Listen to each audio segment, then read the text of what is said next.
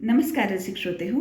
मी शब्द सखी सौ गीतांजली संदीप शिंपी पुन्हा एकदा आपणा सर्व रसिक श्रोत्यांचे अगदी मनपूर्वक स्वागत करते.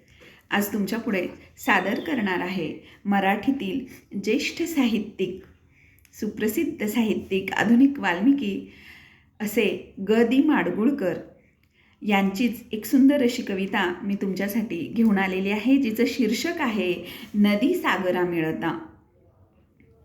नदी सागरा मिळता पुन्हा येईना बाहेर. नदी सागरा मिळता पुन्हा येईना बाहेर. अशी शहाण्यांची म्हण नाही नदीला माहेर. अशी शहाण्यांची म्हण नाही नदीला माहेर. काय सांगू रे बापा रे तुम्ही आंधळ्यांचे चेले. काय सांगू रे बापा रे तुम्ही आंधळ्यांचे चेले. नदी माहेराशी जाते म्हणूनची जग चाले. नदी माहेराशी जाते म्हणूनच जग चाले. सारे जीवन नदीचे घेतो पोटात सागर. सारे जीवन नदीचे घेतो पोटात सागर. तरी तिला आठवतो जन्म दिलेला डोंगर. तरी तिला आठवतो जन्म दिलेला डोंगर.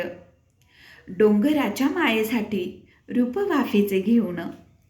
डोंगराच्या मायेसाठी रूप वाफेचे घेऊन. नदीत तरंगत जाते पंख वाऱ्याचे लेऊन. नदीत तरंगत जाते पंख वाऱ्याचे लेऊन. पुन्हा होऊन लेकरू नदी वाजवते वाळा. पुन्हा होऊन लेकरू नदी वाजवते वाळा. पान्हा फुटतो डोंगरा तेव्हा येतो पावसाळा. पान्हा फुटतो डोंगरा तेव्हा येतो पावसाळा.